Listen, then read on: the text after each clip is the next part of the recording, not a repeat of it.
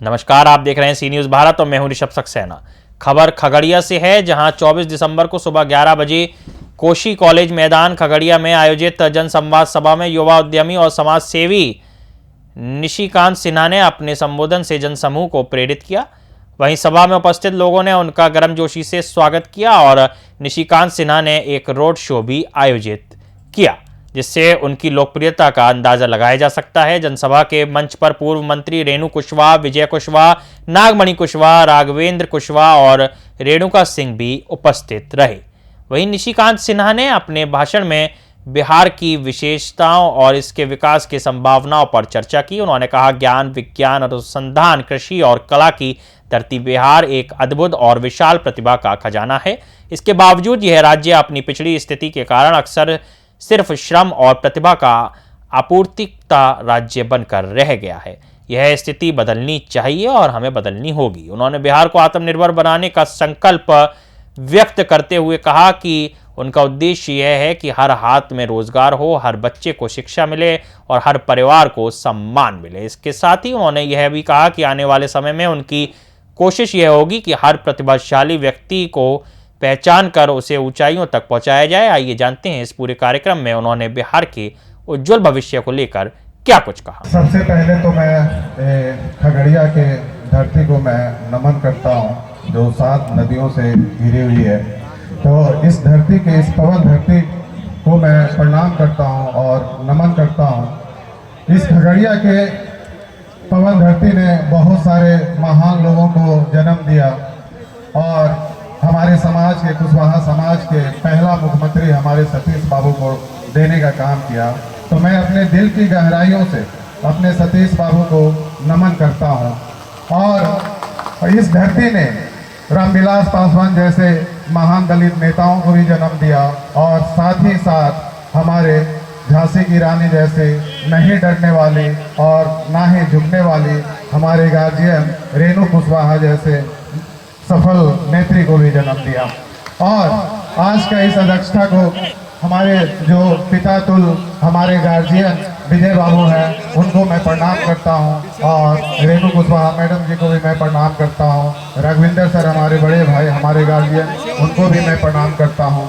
और यहाँ पे उपस्थित सभी हमारे विशिष्ट अतिथि और जो हमारे इस कार्यक्रम के सदस्य हैं, उनको भी मैं नमस्कार करता हूं। श्री नागमणि जी को मैं नमस्कार करता हूं, हरिओम कुशवाहा जी को मैं नमस्कार करता हूं, प्रीति वर्मा जी को मैं नमस्कार करता हूं, सूर्य नारायण वर्मा जी को मैं नमस्कार करता हूं, मुकेश कुशवाहा जी को मैं नमस्कार करता हूं, परमानंद कुशवाहा जी को मैं नमस्कार करता हूं, मंटू कुशवाहा जी को मैं नमस्कार करता हूं, मंडन कुशवाहा जी को मैं नमस्कार करता हूं, पूजा मुखिया जी को मैं नमस्कार करता हूं, जवाहर मुखिया जी को मैं नमस्कार करता हूं, प्रियम वदा जी को मैं नमस्कार करता हूं, नरेश सिंह जी को मैं नमस्कार करता हूं और साथ ही साथ मैं पूजा कुमारी मुखिया भदास उतरी जी को भी मैं नमस्कार करता हूं, संजीत कुमार मुखिया प्रतिनिधि, उनको मैं नमस्कार करता हूं, सम्राट कुशवाहा जी को मैं नमस्कार करता हूं, कुंदन स्वामी जी को मैं नमस्कार करता हूं, निखिल पासवान जी को मैं नमस्कार करता हूं और साथ ही साथ चंद्रशेखर जी और कृष्ण कुमार हिटलर जी को भी मैं नमस्कार करता हूं और अमित कुमार मंटू और मुकेश कुमार कुशवाहा, ये तमाम साथियों को मैं नमस्कार करता हूं। और इस कार्यक्रम में यहाँ पे उपस्थित हमारे खगड़िया के तमाम साथियों और तमाम भाइयों और बहनों को भी मैं नमस्कार करता हूं। साथियों और भाइयों बहनों, यहाँ आज आने का मतलब यह है कि आज मैं यहाँ पे उस बदलाव की बात करने आया हूँ जिसने हम लोगों ने एक सपना देखा है कि इस बिहार को एक विकसित बिहार कैसे बनाए। और यह सपना सिर्फ मेरा और आपका सपना नहीं है, यह जो सपना है वो हर बिहारी का है जो इस जन्मभूमि पे जन्म लिया है और अपना कर्मभूमि बनाया है। आज यही धरती एक वक्त था, एक समय था जब इस धरती को हमारे सम्राट अशोक और चंद्रगुप्त मौर्य जैसे लोगों ने इस धरती को स्वर्ण धरती बनाया था, स्वर्णिम धरती बनाया था। और आज मैं आप लोगों के साथ ये बताना चाहता हूं कि आज मैं फिर से वही स्वर्णिम धरती को वापस लाना चाहता हूं। इसी के लिए ये जन आशीर्वाद संवाद निकाला गया है। साथियों, इस धरती ने, इस देश को एक से एक महान शासक को जन्म दिया। आज इस धरती ने हमारे देश को सम्राट अशोक और चंद्रगुप्त जैसे महान शासक को जन्म दिया, जिन्होंने इस देश को, इस दुनिया को बल्कि तलवारों से नहीं बल्कि न्याय और विचारों से इस देश का नेतृत्व किया और एक सच्चे राजनेता की तरह लोगों के दिलों में एक अमिट छाप छोड़ी। और मैं ऐसा मानता हूं और मैं ऐसा बोलता हूं कि आज हमारे देश को भी एक ऐसे ही नेतृत्व की जरूरत है जो तलवार की बजाय कलम से और संघर्ष की बजाय अपने विचारों से इस देश का और इस समाज का नेतृत्व करे। साथियों, मैं जैसा कि आप सभी को बताना चाहता हूं कि आखिर ये जन आशीर्वाद संवाद यात्रा क्यों शुरू करना पड़ा और इस जन आशीर्वाद संवाद का यात्रा करने का मकसद क्या है। मैं आप लोगों को बताना चाहता हूं यह जन आशीर्वाद जो यात्रा है यह सिर्फ एक मंच नहीं है बल्कि आप लोगों की एक आवाज है, ताकि आने वाले समय में इस बिहार को एक विकसित राज्य कैसे बनाए और आने वाले समय में इस बिहार को एक आत्मनिर्भर बिहार कैसे बनाए और आने वाले समय में इस बिहार को एक मजबूत बिहार कैसे बनाए। साथियों, मैं आप लोगों को बताना चाहता हूं कि यह जो जन आशीर्वाद संवाद है यह एक मिशन है। इस कार्यक्रम का करने का मकसद यह है कि आज हम लोग जितने भी युवा हैं एक मिशन पे निकले हैं और ये मिशन का मकसद यह है कि आने वाले समय में हम अपने बिहार को हर क्षेत्र में एक मजबूत बिहार कैसे बनाएं, चाहे वो शिक्षा का क्षेत्र हो, चाहे वो स्वास्थ्य का क्षेत्र हो, चाहे वो रोजगार का क्षेत्र हो, चाहे वो व्यवसाय का क्षेत्र हो, चाहे वो लॉ एंड ऑर्डर का क्षेत्र हो, चाहे वो किसानों का क्षेत्र हो, चाहे वो औद्योगिक क्रांति का क्षेत्र हो। तो इसी के लिए जन आशीर्वाद संवाद निकाला गया है ताकि आने वाले समय में हम बात करते हैं बदलने की। ये हमारा जन आशीर्वाद का जो बात है कि बात बिहार की और बात बदलाव की।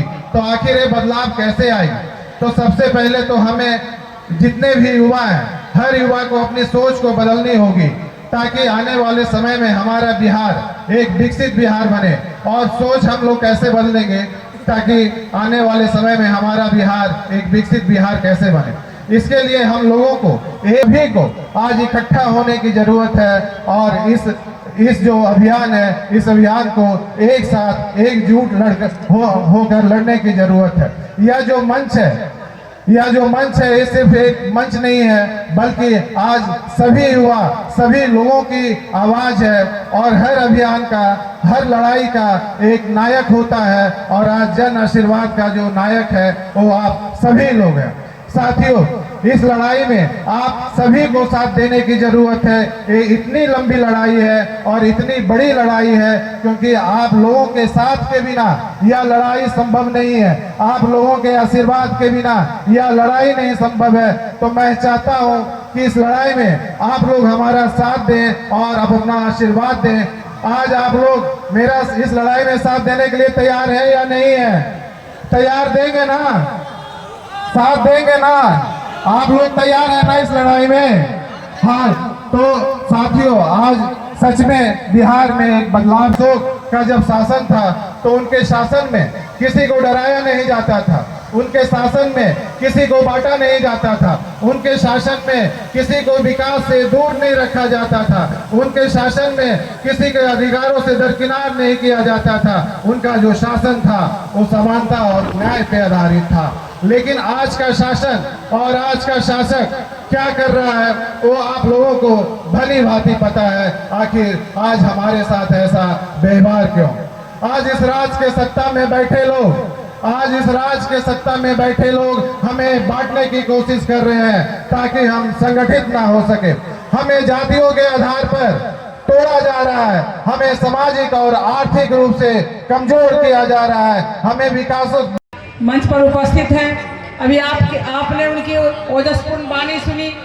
74 आंदोलन के नेता निशा जेल में गए हुए लालू नीतीश रामविलास जी के सहयोगी विजय बाबू मंच पर उपस्थित हैं। जन अधिकार पार्टी के पूर्व प्रदेश अध्यक्ष और समता पार्टी से जदयू से लेकर के नीतीश जी की सरकार बनाने वाले हमारे छोटे भाई राघवेंद्र कुशवाहा जी यहाँ मंच पर उपस्थित हैं कुशवाहा का लक्ष्य जगाने वाले युवा कुशवाहा समाज के राष्ट्रीय अध्यक्ष भाई नागमणि कुशवाहा जी मंच पर बैठी हैं। बहन हमारी प्रीति वर्मा जी, भाई सूर्यनारायण बाबू मुखिया जी यहाँ उपस्थित हैं। ओम प्रकाश कुशवाहा जी, हमारा छोटा भाई मंटून जी, मुकेश जी, और आज मंच की अध्यक्षता कर रहे विजय जी,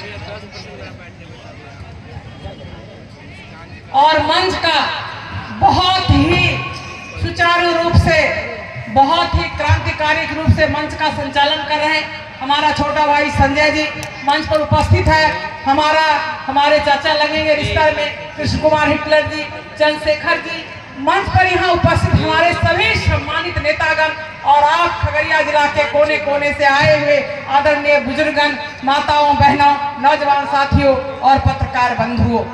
साथियों, अभी राघवेंद्र भाई ने कहा कि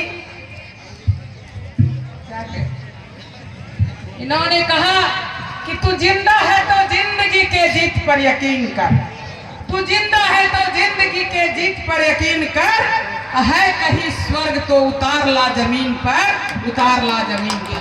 और आज उसी स्वर्ग की कल्पना करके, आज उसी स्वर्ग यानी सुख, चैन, शांति, विकास की कल्पना को लेकर के हम सब निशिकांत भाई को लेकर के आपके यहाँ अदालत में उपस्थित हुए। आपके अदालत में उपस्थित हुए हैं। उस समय आजादी के पहले का कॉलेज ये कमिश्नरी भर के लोग यहाँ पढ़ने के लिए आता है। मैं गर्व के साथ बताती हूँ आपको, कहना चाहूंगी कि सांसद बनने के पहले इस कॉलेज में हमने 3 साल पढ़ाने का काम किया है। हमारे यहाँ बहुत सारे विद्यार्थी हैं, लेकिन जब नीतीश आए थे लव कुछ लेकर के, बिहार में बदलाव को लेकर के, तो हमने अध्यापन का कार्य छोड़ करके राजनीति में चले गए सेवा करने के लिए, और आपका आशीर्वाद मिला कि हम MP भी बने और बिहार सरकार में आपकी बेटी रेणु मंत्री भी बनने का सौभाग्य मिला। ये सब आपका ही आशीर्वाद था, ये सब आपका आशीर्वाद था। आज इसी धरती पर हम निशिकांत भाई को लाए हुए हैं आपके आशीर्वाद के लिए। आपका आशीर्वाद का हाथ उठेगा तो बिहार में पुनः परिवर्तन होगा, और जो युवा है, जो महिलाएं हैं, मजदूर हैं, किसान हैं, अभी हम एक भाई कह रहा था कि हम सदा हैं, हमारा पेंशन, वृद्धा पेंशन कई महीनों से बंद है, तो हम चाहते हैं मिलकर के आप सबों के साथ एक ऐसा बिहार बनाए जहां 5 किलो के अनाज पर हमें डिपेंड नहीं रहना पड़े, बल्कि अपनी मेहनत मजदूरी करके हम दूसरे को 5 किलो अनाज देने का काम करें। हम ऐसा बिहार बनाना चाहते हैं। भाइयों, आप कहेंगे, आपके मन में ये भावना आती होगी कभी कभी कि रेणु जी आप MP रहे, आप कृषि मंत्री रहे, आप उद्योग मंत्री रहे, आप प्रबंधन मंत्री रहे, तो कुछ सोचते होंगे कि आप कहिए।